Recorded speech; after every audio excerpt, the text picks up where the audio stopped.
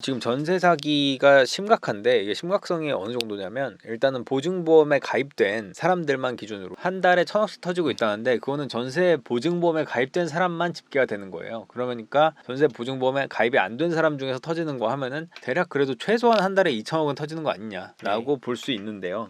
이 전사기에 대해서 최근에 이제 뭐 1,000채를 갖고 있다, 뭐 1,200채를 갖고 있다, 뭐 세모녀 사건 뭐 이러면서 그 명의 대여자한테 시선이 집중되고 있는데, 그리고 저도 2년 전에 영상을 올릴 때는 좀 명의 대여자한테 좀 집중을 한 점이 있는데 실제로 2년간의 업데이트를 해보면은 명의 대여자보다는 이 컨설팅 업체가 제일 문제다라는 지적을 해왔어요. 그 조직 중에서 컨설팅 업체가 어떤 일을 하고 어떻게 돈을 버는지 좀 자세하게 한번 들어볼까요? 컨설팅 업체가 일단 이 판을 짠 사람들인데요. 명의 대여자도 구해오고 네. 감정평가 브로커도 구해오고 계약서 써줄 공인중개사도 구해오고 판을 짜는 사람들인데, 이 사람들이 예를 들어서 1억짜리 주택 시세의 주택을 전세를 1억 5천에 맞추면 5천만 원이 남는 거거든요. 이 5천만 원을 감정평가 브로커한테 얼마 주고, 한번 대략적인 금액을 한번 계산해 보죠. 명의 대여자 한 2, 300 주고요. 예. 감정평가 브로커는 한 3, 400, 많게는 500 이상 1000까지도 준다고 하더라고요. 취득록세, 주택을 취득할 때 취득록세도 내야 되고 그게 한 2, 300만 원 될 거예요. 취득록세 2, 300만 원. 공인중개사 복비는 어차피 그쪽 세입자 측에서 알아서 내주는 거고. 그래서 하면은 한 보통 5천만 원짜리 빼면은, 그리고 이자 지원도 미끼로 하면은 한 500에서 1000 정도 빠지고, 그렇게 하면 도합 한 2000 정도 빠지거든요. 그 나머지 3천만 원은 모두 다 컨설팅 업체에 들어가는 거예요. 근데 이게 1억짜리를 시세를 그냥 예를 든 거고, 만약에 2억짜리를 3억에 팔았다거나 3억짜리를 4억에 팔았다거나 그럼 마진이 더 높아지는 거죠. 높아지고, 어차피 떼주는 건 거의 고정적인 거라서 비싼 거 팔면은 더 많이 먹습니다. 그래서 이 컨설팅 업체를 주목해야 된다. 네. 이 명의 대여자를 주목할 필요가 없다. 명의 대여자는 사실 명의 빌려주고 2, 300밖에 안 받는 사람들이고, 2, 300도 사실 크지만 왜냐면 네. 이게 1,000채씩 가져가면은 이것도 뭐 2, 30억 되니까요. 전체 사기로 얻은 수익으로 봤을 때는 바지 사장 같은 경우에는 굉장히 적은 비율을 가지고 가는 거고, 그러니까 5천만 원 중에서 약 5%밖에 못 먹으니까. 나머지 상당수의 금액은 컨설팅 업체에서 다 가져가는 거거든요. 그래서 실제로 이제 수혜를 가장 많이 보는 사람은 컨설팅 업체다. 명의 대여자나 나머지는 거기에 구성원일 뿐이고 그 사람들보다는 더 큰 수혜를 받는 사람들이 있다. 명의 대여자는 또 게다가 1년 전에는 2, 300 줬는데 요즘에는 150, 100밖에 안 주거든요. 이게 뭐 수요가 많아서 시세가 떨어졌는지 시세가 많이 떨어졌더라고요. 그 명의 대여자를 대놓고 구하는 사이트가 있다면서요? 보통 일당 알바하는 사이트에서 무갭이라고 검색하면은 투자자 구한다는 내용으로 많이 글이 올라오거든요. 무갭이? 무갭으로 검색하시면은 무주택자 무갭 투자자 구합니다, 얼마 드립니다, 많이 올라오거든요 글이. 아니면 SNS 홍보도 많이 한다고 하더라고요. 근데 이게 시세가 요즘은 100만 원까지 떨어졌다. 그러니까 이 사람들은 명의 대여자, 그러니까 1,000채 가진 사람을 아무리 잡아도 또 다음에 100만 원 주고 한 명 구하면 그만인 거예요. 그렇죠. 예를 들면 이런 데도 있어요. 명의 대여자를 한 명한테 1000채를 다 몰아주는 게 아니라, 이런 데서 보통 하면은 한 채 내지 세 채 정도 하거든요, 한 명이. 적게 하면은. 그럼 그런 사람들 계속 돌려 쓰는 거예요. 계속 돌려 쓰면은 어차피 임대인은 뭐 다 다른데 막상 올라가 보면 다 같은 업체에서 관리하는 거였고, 이러면은 이 사람들은 임대인만 수사를 하고 임대인에 집중하다 보면 이 사람들은 뭐 컨설팅 업체는 아예 건드리지도 못하게 되는 거죠. 지금 뭐 세무녀 사건 재판도 뭐 진행이 된다 뭐 어쩌고저쩌고 이러는데, 그게 아니라 그 세무녀한테 명의를 넘기고 그 100만 원, 200만 원 그 뽀찌 떼준 그 바지를 만든 사람들을 잡아야 된다. 중간에 관리하는 사람들을 잡아야지, 그 바지 사장만 잡아서는 이건 근본적으로 해결이 안 되거든요. 어차피 명의 대여자는 널렸으니까. 얼마나 널렸으면 시세가 오히려 더 떨어졌겠어요. 100만 원까지 내려갔으니까. 그래도 이제 명의 대여자가 한 명이 갖고 있는 집의 개수는 몇 개까지 보셨나요?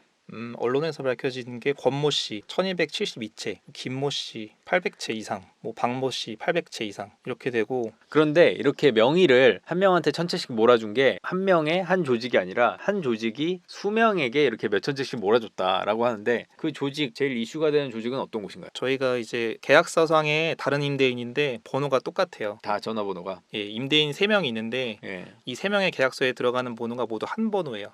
아까 앞서 말씀드린 권모 씨 1200채 이상, 박모 씨 800채 이상, 김모 씨는 밝혀진 게 아직 정확히는 안 나왔는데 그분도 몇백 채, 3명을 합치면 도합 3,500채 정도 된다고 하거든요. 근데 여기 있는 계약서가 뭐 모두는 아니지만 대부분 한 번호다. 그분이 최모 씨인데 그 명의로 돼 있다. 그 한 조직에서 나온 피해 주택 수가 3,000채 이상 된다 얘기가 있습니다. 그러니까 그 번호도 하나로 몰아놨으니까, 관리하기 편하게 몰아놨으니까 한 조직이라고 안 거지. 이 사람들이 번호만 여러 개로 관리했으면은 자기 조직이 어딘지도 드러나지 않았을 수도 있다. 그렇죠. 묶어서 관리하는 바람에 야, 네. 이 조직은 3,500채나 해먹었어. 이게 되는 거네요. 어차피 핸드폰은 선불폰 같은 거 쓰고 예. 버리면 끝이니까요. 한 3천만 원씩은 먹었겠죠, 한 채. 한 채예요. 적게는 1, 2천, 네. 많게는 5천 이상. 그러니까 한 채에 뭐 평균 3천으로 하면 1,000억을 해먹은 거네요. 네. 이 3,500채로. 제일 많이 해먹은 거는 7천만 원까지도 해먹는다고 하더라고요. 한 채. 한 채. 네, 1억 이렇게까지는 사실 하기는 쉽지 않고. 한 채에 3천으로만 잡아도 3,500채를 해먹었으면은 1,000억을 해먹은 조직이 있다. 그런데 이런 네. 조직이 한두 군데가 아니다. 네, 엄청 많죠. 이런 조직을 안 잡고 이제 명의 대여자, 바지사장만 잡으면은 진짜 바지만 잡는 꼴이고 그렇죠. 이 사기의 어떤 뿌리를 못 캐내는 그런 문제가 있다라고 말씀을 하시는 것 같습니다. 그러면 이 조직을 뿌리 뽑기 위해서는 뭔가 정책적인 변화나 어떻게 개편이 돼야 될까요? 이게 근본적인 전세 사기의 본질은 매매 수요가 없는 빌라나 뭐 오피스텔 이런 거를 전세 수요가 있으니까 네. 전세 값을 주택 시세보다 올려서 그거를 파는 거거든요. 이 사람들이 결국에는 남는 금액이 있어야 돼요, 본인들이. 네. 보통 우리가 빌라 같은 경우에는 뭐 정확한 건 아닌데 공시 가격의 130% 정도로 보통 거래가 되거든요. 예. 근데 보증보험은 150%까지 보장을 보장을 해줘요. 그러니까 150%의 전세 세입자를 구해도 남는 게 있는 거예요. 그러니까 이 사람들이 보증보험을 팔고 다니는 거죠, 계속. 1억짜리 집을 1억 5천으로 팔고 다녀도 보증보험에서는 어차피 커버를 해주니까 네.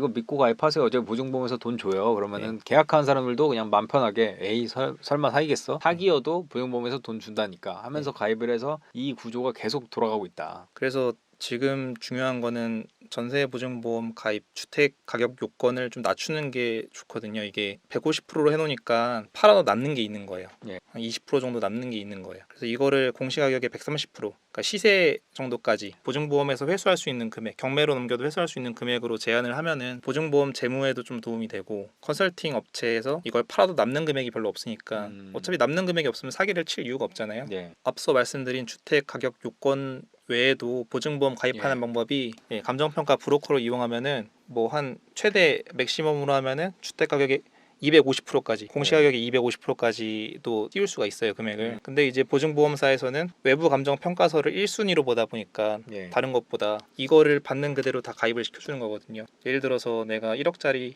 집인데 감정 평가서를 2억을 써준다. 예. 그럼 2배잖아요. 예. 근데 이것도 가입을 시켜주는 거예요. 왜냐면 그 감정평가 브로커인지 뭐 네. 나발인지 무조건 감정평가서를 1순위로 보니까. 네, 그래서 이게 남용되고 있어서 이거 자체도 없애야 되거든요. 이거는 아. 차라리 허그에서 자체적으로 뭐 감정을 하든지 아니면은 본인들이 하기가 너무 힘들면은 위탁업체에다 맡겨서 예. 그거를 신뢰할 만한 곳에다 맡겨야지 외부 감정 평가를 맡기니까 이제 마음대로 이걸 남용하고 있는 거거든요. 아니 이게 허그만 매달 1,000억 거의 1년에 1조 가까이 지금 올라오고 있거든요. 그리고 이거는 지금 엄청 빠르게 증가하는 추세예요. 이게 그 허그에서 물어주는 게 2016년에는 34억밖에 안 돼요. 1년에. 그리고 2017년에는 74억, 2018년에는 792억. 2019년엔 3,442억, 2020년엔 이제 4,682억. 그래서 이제 2019년에 3,400억 정도였는데 2021년에 5,790억, 그리고 2022년에 드디어 대망의 1조대를 돌파할 것으로 좀 전망이 되고 있는데요. 이게 한 1년에 1조씩 어떤 한 기관에서 터지는데 이거를 감정을 뭐 아무 감정이나 다 허용을 해주는 게 이게 말이 되나? 차라리 믿을 만한 곳과 계약을 해서 어떻게든 이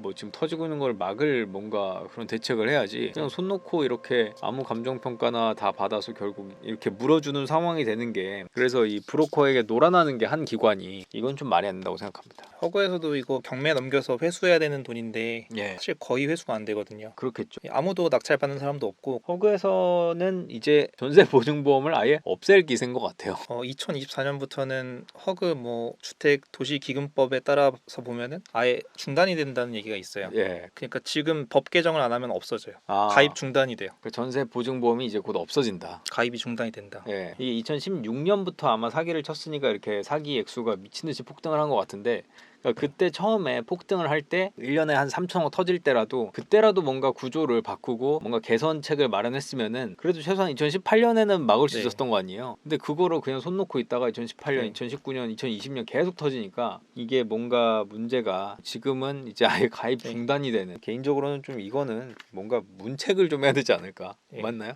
이게 지금 개정안이 나오긴 나왔어요. 네. 개정안이 나왔는데 내년 1분기부터는 공시가격의 150%까지 가입을 시켜주던 하던 거를 140%로 내리긴 했는데 네. 이것도 아직 많다는 거죠. 그 개정안이 나오는 시점도 너무 늦었다라고 네. 생각이 드는데 그리고 이게 언론에서는 갭 투자의 실패 뭐 이런 식으로 표현도 하는데 그거는 네. 아닌 거죠. 네, 이게 보통 언론에서 주택 가격이 하락해서 어쩔 수 없이 돌려주지 못한다. 예, 아니면 예. 투자 실패다 이렇게 표현하는 경우가 있는데 투자라는 거는 보통 우리가 낮은 가치에 사서 예. 아니면 중간 가치에 사서 비싸게 팔거나 예. 뭐 그런 행위를 얘기하는 건데 전세 사기에서 나오는 행태는 내가 만약에 이 주택을 2억에 산다고 해도 실제로는 2억에 샀어요. 근데 계약서에는 매매 계약서에는 2억 5천이었어요. 그러니까 계약서 자체가 아예 조작이 된 거죠. 실제로 오가는 돈은 2억인데 매매 계약서에는 2억 5천. 그래서 이런 시세 조작이 이루어지기 때문에 이거는 투자라고 볼 수가 없어요. 그리고 그렇게 한 500채씩 하면은 그게 말이 되냐고요. 그게 무슨 투자예요. 그냥 그렇죠. 명의 대여 혹은 전세기 브로커들이 이렇게 예. 활동을 하는 거지. 그래서 주택 가격 광풍 때문에 뭐 예. 이렇게 됐다. 이거는 아예 아니고 2017년, 2018년 계약한 것들이 이제 막 2020년, 2021년 이럴 때 터지고 있는 거라서 피해자분들이 원성이 되게 네. 많아요. 지금 뭐 갭 투자자, 투자 실패 네. 이렇게 표현하면은 굉장히 좀 분노하시고 있는 상황이거든요. 투자와는 아무 상관없다. 예, 이런 식으로 무슨 빌라를 5천만 원씩 업계약서 쓰고 막 세금은 이미 종부세 60억씩 밀려 있는 사람들이 뭔 투자예요? 그게 말이 되나요? 아예 예, 최초부터 뭐 세금 낼 생각도 없고, 예. 예, 뭐 그냥 보일러 같은 것도 심지어 안 고쳐줘요. 이런 거 자기 예. 집임에도 불구하고 뭐 누수 이런 것도 안 고치거든요. 예, 어차피 결말을 알고서 이런 행동을 한 거라서 예. 여긴 다 터진다. 그냥 나는 200만 원, 300만 원 받고 가자라는 사람들이라서 이건 투자와 아무 상관도 없다라고 생각하시면 될 것 같습니다. 마지막으로 400건 이상을 상담을 했는데 네. 소해나 뭐 느낀 점이 있다면 이게 보면은 지금 사기꾼들이 피해자들이랑 연락이 원활하게 되는 사람들이 있는데 네. 피해자들한테 오히려 탄원서를 내달라고 하는 사람들도 있더라고요. 지금 그건 무슨 말이죠? 그러니까 자기들이 구속될 위기에 처해 있으니 예. 자기들이 구속되지 않게 탄원서를 좀 제출해 달라. 오히려 자기들은 뭐 투자에서 실패한 것뿐이지 고의적으로 안 주려던 게 아니다. 그러니까 여기서 언론에서 얘기하는 갭 투자 논리가 지들이 얘기하는 예, 그리고 자기들이 구속이 되거나 그러면은 이걸 누가 해결해 주겠냐 이렇게 얘기하고 다니거든요. 최근에 이런 형사 고소 얘기가 나오면서 이렇게 피해자들을 오히려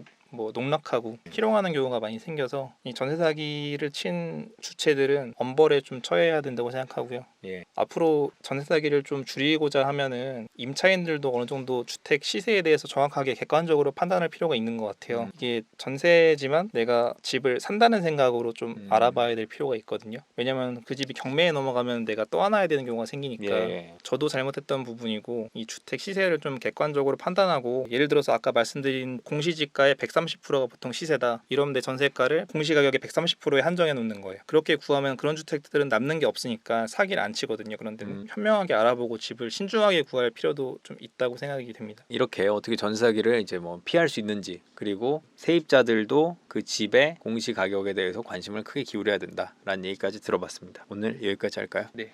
오늘 여기까지 하겠습니다. 끝. 구독, 좋아요, 알림 설정까지 부탁드립니다. 20만 가자!